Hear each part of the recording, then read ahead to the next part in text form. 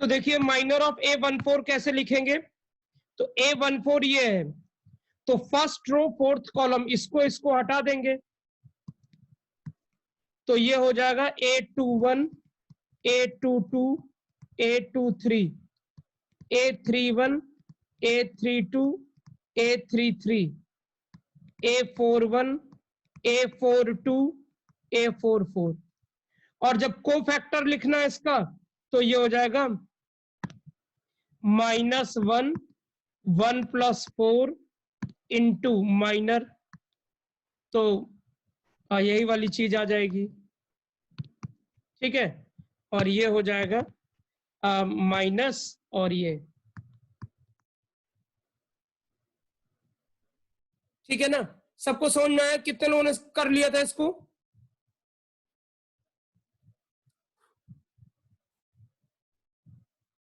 ठीक है, और इस पे एक लास्ट लिख लीजिए, लास्ट ये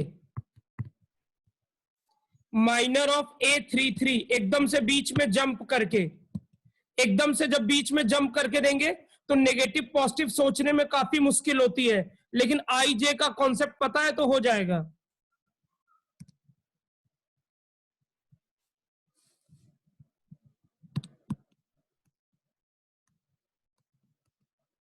ये वाला जो एक बच्चे ने बताया है, ये 4-3 है, गलती से ये 4-3 है।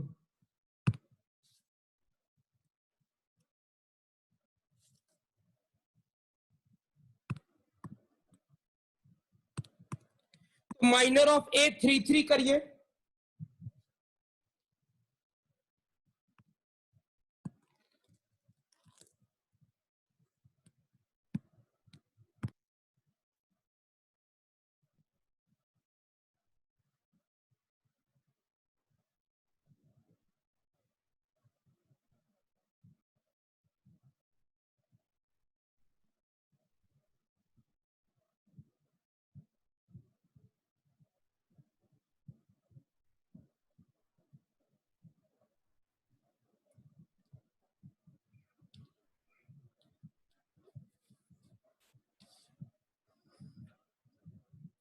तो देखिए इसको सब लोग देखिए, A33 तो थर्ड रो है और थर्ड कॉलम है, तो ये हटाइए और ये हटाइए,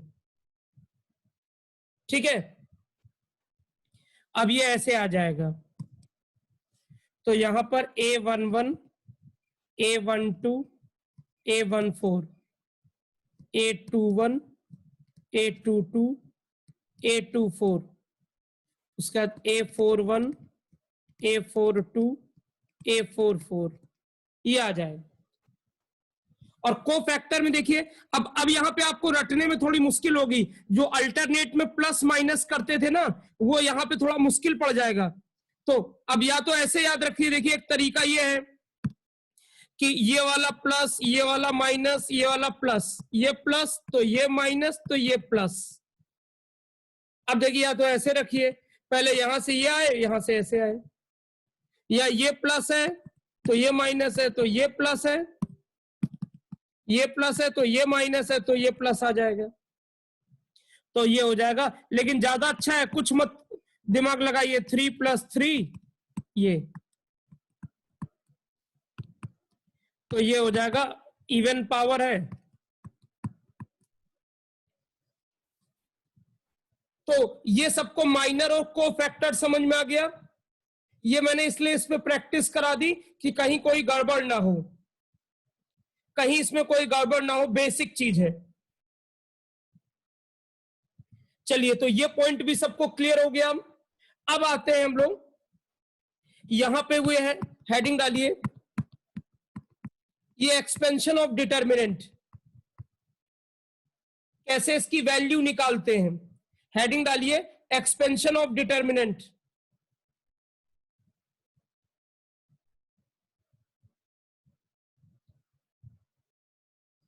अब देखिए कुछ बातें, जैसे आप देखिए अभी तो आपने पढ़ा है, लेकिन बाद में आप धीरे धीरे भूलेंगे। याद रखिएगा, माइनर में साइन नहीं होता है, माइनर में साइन नहीं होता है, और को फैक्टर में -1 की पावर i + j साइन के साथ होता है, तो इससे आप भूलेंगे नहीं। माइनर में साइन नहीं होता है, और कोफैक्टर में माइनस में साइन, मतलब माइनर में साइन लगा देंगे, माइनर MINOR, उसमें साइन लगा देंगे, प्लस माइनस जो भी आएगा तो वो कोफैक्टर बन जाएगा। अब एक लैंग्वेज है, देखिए एक लैंग्वेज है, ध्यान देंगे आप सब लोग थोड़ा, फिर एक वर्किंग है। देखिए क्या होता है कि जैसे कोई डिटर्मिनेंट ये है, ए नाम से A1 B1 C1 A2 B2 C2 A3 B3 C3, तो A1 के कोफैक्टर को हम लोग कैपिटल A1 से लिख देते हैं। एक रिप्रेजेंटेशन है, एक नोटेशन है। A1 के कोफैक्टर को मतलब A1 के कोफैक्टर को हम लोग जो कैपिटल A1 से लिख देते हैं। कोफैक्टर ऑफ B1 उसको हम लोग कैपिटल B1 से लिख देते हैं, एक नोटेशन है। कोफैक्टर ऑफ C1 ये कैपिटल C1 से लिख देते हैं। तो किसी भी डिटर्मिनेंट को ओपन कैसे करते हैं, ध्यान दीजिए इसका क्या रूल है। किसी भी डिटर्मिनेंट को ओपन कैसे करते हैं, तो ध्यान दीजिएगा, मेरी बात ध्यान से सुनिएगा, कोई डाउट हो तो पूछिएगा। किसी भी डिटर्मिनेंट को ओपन कैसे करते हैं, उसमें क्या करते हैं कि किसी भी एक रो, ध्यान से सुनिएगा, किसी भी एक रो या किसी भी एक कॉलम, कोई भी एक रो या किसी भी एक कॉलम के अलोंग ओपन कर सकते हैं। किसी भी एक रो या किसी भी एक कॉलम के अलोंग इसको ओपन कर सकते हैं। तुम कहोगे मतलब, अब जैसे हम लोग क्या कर रहे हैं कि इसके अलोंग ओपन कर रहे हैं, पहले A1 B1 C1, तो क्या करिए, A1 एलिमेंट लेंगे, उसका कोफैक्टर मल्टीप्लाई कर देंगे, फिर B1 एलिमेंट लेंगे, उस कोफैक्टर मल्टीप्लाई कर देंगे, C1 एलिमेंट लेंगे, उसका कोफैक्टर मल्टीप्लाई कर देंगे, और पूरे को जोड़ देंगे, जो आएगा वही डिटर्मिनेंट की वैल्यू हो जाएगी। अब देखिए, तो A1 ये हो गया, इसका कोफैक्टर ये रहा, ये रहेगा इतना, तो B2 C2 B3 C3, और यहां प्लस ही आएगा लेकिन फिर भी हम लिख दे रहे हैं ये। फिर B1 ये हो गया, तो इसका जो माइनर क्या होगा, A2 A3 C2 C3 ये आ गया, और -1 की पावर 1 + 2 मतलब नेगेटिव आ जाएगा, ये हो गया। फिर C1 ये, उसका कोफैक्टर क्या आएगा, A2 B2 A3 B3 A2 B2 A3 B3, और ये -1 की पावर ये, फिर ये इवन पावर आ जाएगी। तो अब आप देखिए, यहां पे देखिए, तो A1 और ये तो पॉजिटिव हो गया। आप देखिए इन दोनों को मैंने पहले ही बताया था, एकदम स्टार्टिंग के लेक्चर में मैंने बताया था ये चीज। ये मैंने आपसे कहा था कि अगर ये लिखा हुआ है, मैं फिर से लिख देता हूं, अगर XY AB लिखा है तो इसका मतलब ही है BX - AY, ये इसका मीनिंग है, ठीक है। यहीं से डिटर्मिनेंट की शुरुआत हुई। तो यहां से देखिए, अब ये देखिए, तो ये जब आपने इसको ब्रेक कर लिया, B2 C2 ये, तो B2 C3 C2 B3 ये, फिर यहां पे देखिए ये तो माइनस आ ही गया, A2 C3 - A3 C2, उसके बाद देखिए C1 ये फिर पॉजिटिव आ गया, फिर A2 B3 B2 A3। तो इस तरह से किसी भी डिटर्मिनेंट को ओपन किया जाता है। तुम कहोगे सर आपने फर्स्ट रो के अलोंग लिया, कॉलम के अकॉर्डिंग ले लीजिए। देखो कॉलम के ये ले रहे हैं, कॉलम के अकॉर्डिंग देखो A1 A2 A3 ये, तो मैं इसके अलोंग A1 उसका कोफैक्टर, A2 उसका कोफैक्टर, A3 उसका कोफैक्टर। तो देखिए A1 उसका ये रहा कोफैक्टर, फिर A2 ये रहा उसका कोफैक्टर, A3 ये रहा उसका कोफैक्टर, और आप क्या करना है, B2 C3 B3 C2, ये वाला जो प्लस आ जाएगा, फिर ये आ जाएगा negative B1 C3 B3 C1, फिर ये वाला जो है पॉजिटिव भी हो जाएगा B1 C2 B2 C1। तो इस तरीके से आप किसी भी डिटर्मिनेंट को किसी भी रो किसी भी कॉलम के अलोंग ओपन कर सकते हैं, ठीक है। ये अभी प्रॉपर्टीज में इसका बहुत यूज होगा, बढ़िया बढ़िया हम लोग सवाल करेंगे डेप्थ वाले। मैं पहले जितना मैं बेसिक सिखाऊंगा मैं उतना ही गहरा सवाल कराऊंगा, याद रखिएगा। चलिए पहले इसको नोट कर लीजिए, थोड़ा आदत डालिए क्योंकि अभी आपसे कैलकुलेशन की आदत पड़नी चाहिए इसमें। इसको नोट करेंगे सब लोग पूरा, कोई स्क्रीनशॉट नहीं लेगा, इसको पूरा नोट करेंगे।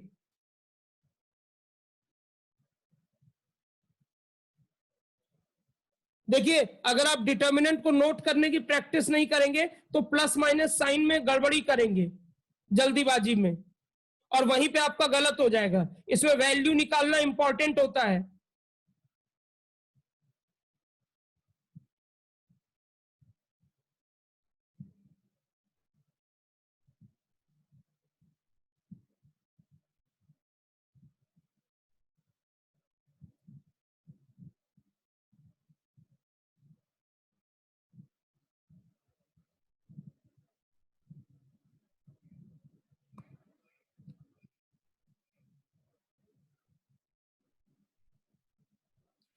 कोई कंजूसी नहीं करेगा लिखने में, पूरा लिखेंगे।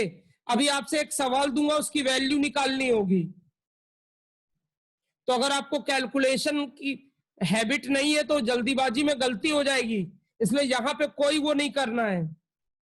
जहां जनरल इंफॉर्मेशन होगी, थोड़ी फिलॉसफी होगी, वहां मैं आपसे कहूंगा स्क्रीनशॉट ले लो, लेकिन जहां डेरिवेशन होगा, न्यूमेरिकल होगा, वहां मैं आपसे नोट करने के लिए कहूंगा।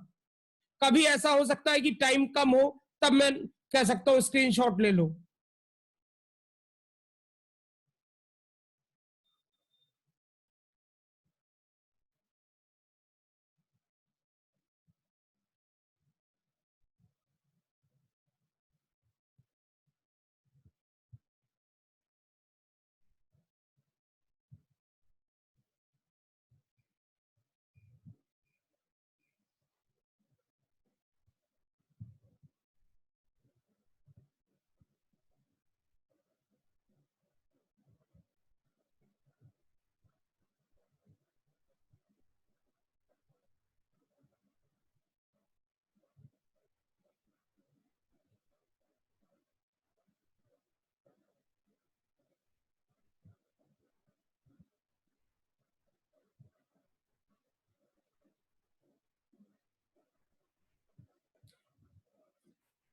कितने लोगों ने नोट कर लिया है?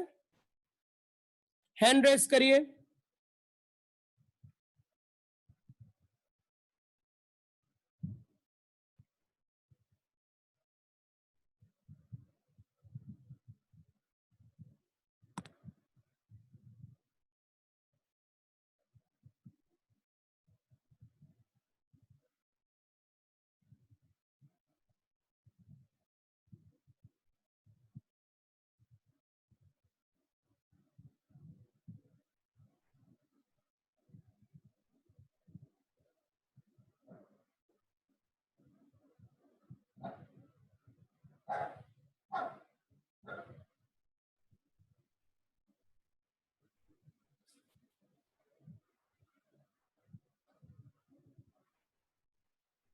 Capital A1, capital B1, capital C1, ये को फैक्टर के लिए नोटेशन है।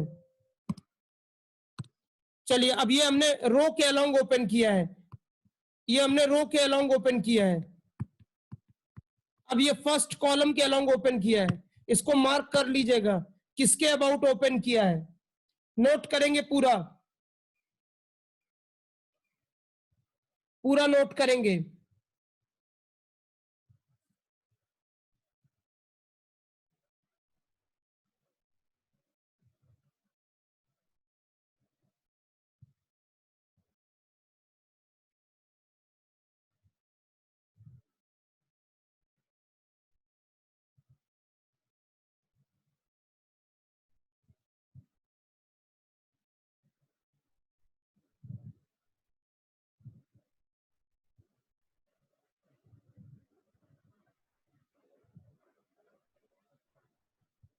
बिल्कुल भी कंजूसी मत करिए कि एक मेथड नोट कर चुके हैं तो दूसरा क्यों करें। हैबिट डालिए। अभी जब प्रॉपर्टीज वाले सवाल आएंगे ना तो उसमें वही अकलमंदगी होगी कि किस रो किस कॉलम के अलोंग ओपन करे तो आंसर जल्दी आएगा। मतलब कैलकुलेशन इजी हो जाएगा।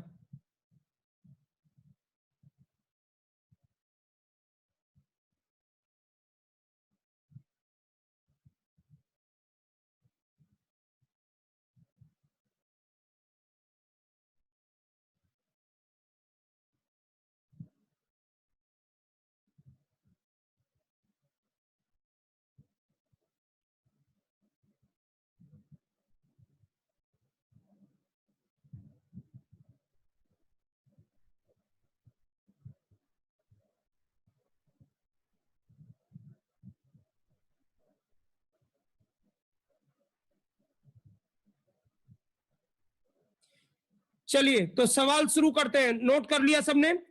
तो एक सवाल है, उसमें एकदम डेटा है, आपको उसकी वैल्यू निकाल के चैट में जाके आंसर करना है, ठीक है ना? तो ये रहा सवाल, इसकी वैल्यू निकालनी है। इस डिटर्मिनेंट को एक्सपेंड करके सॉल्व करना है, कितना आ रहा है। याद रखिएगा ये अपने आप में एक वैल्यू है, वो कितनी है वो आपको बताना है।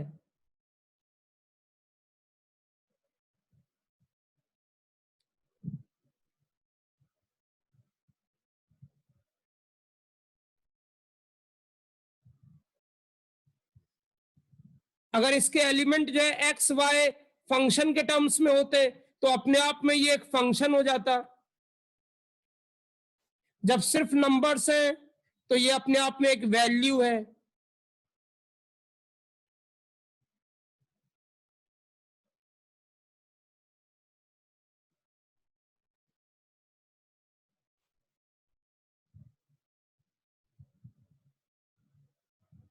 शशांक तिवारी आपका गलत है।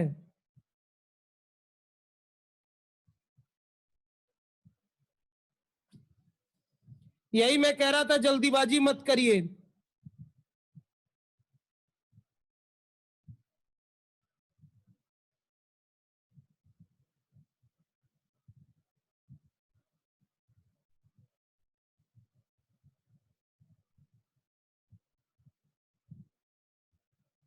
मेरे ख्याल से मिलन और यश चौहान सावन इन लोगों का सही आ रहा है।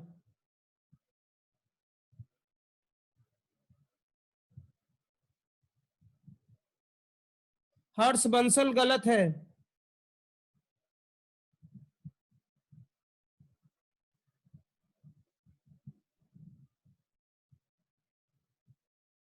अदिति कुशवाहा सही है।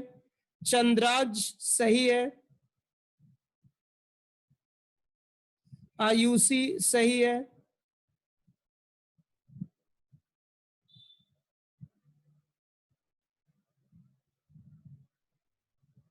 राहुल सिंह सही है।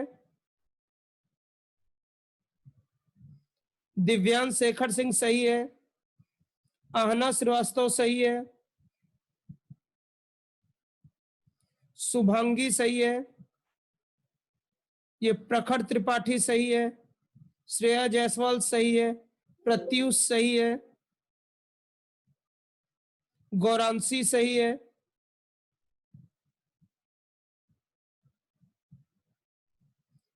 चलिए तो देख लेते हैं, काफी लोगों ने सही किया है। ये सॉरी, ये दिया है, देखिए ये कैलकुलेशन है। अब चूंकि मैं इसमें क्या और वर्क करूं, ठीक है ना, तो इसके अलोंग ओपन किया गया है। थोड़ा इसको बड़ा कर देता हूं। इसके अलोंग ओपन किया गया है तो 10 -4 2, फिर माइनस, ये माइनस है, ठीक है ना, -2 के अलोंग ये, फिर +3, ठीक है ना,